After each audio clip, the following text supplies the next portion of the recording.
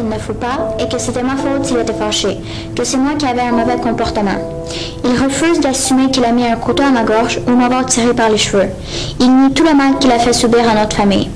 Ma mère a pris son côté lorsqu'il me battait et me fouettait avec sa ceinture. J'allais pleurer dans un coin et ma mère n'en disait rien. Elle est restée vivre avec lui et a même eu deux autres enfants. Je lui ai demandé pourquoi et elle m'a seulement répondu que ce n'était pas de mes affaires et que je dois l'obéir. Au bout du compte, un jour elle se rendra compte qu'elle a eu tort et qu'il faut protéger la bonne personne et non pas celle dont tu as peur. J'ai déjà vécu plusieurs choses dans ma vie. J'ai toujours eu à prendre soin de moi-même parce que ma famille ne l'a jamais fait. Mon père me maltraite depuis que je suis jeune. Ce qui me fait vraiment de la peine, c'est que ma mère ne m'a jamais défendue. Je détestais l'école. Je détestais être à la maison. J'ai pris l'habitude de rester chez des amis et parfois je dormais dans les parcs de stationnement.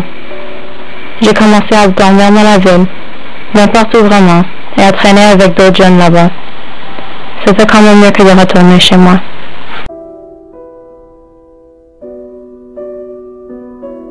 Longtemps, je me suis demandé pourquoi j'avais besoin de vivre.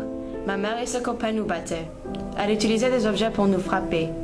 Elle nous enfermait dans nos chambres sans rien manger, puis nous laissait pendant des jours. L'aide sociale venait pour enquêter, mais notre mère nous promettait d'arrêter de nous faire mal si on ne disait pas ce que nous a fait. Quand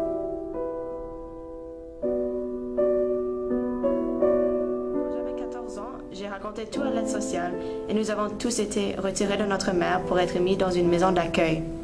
Jusqu'à ce jour, ma mère me traite de menteuse et qu'elle ne nous a jamais maltraités. J'espère un jour être en mesure d'aider d'autres enfants qui ont vécu le même genre de vie que j'ai eu et d'avoir de meilleures chances de vivre une vie heureuse.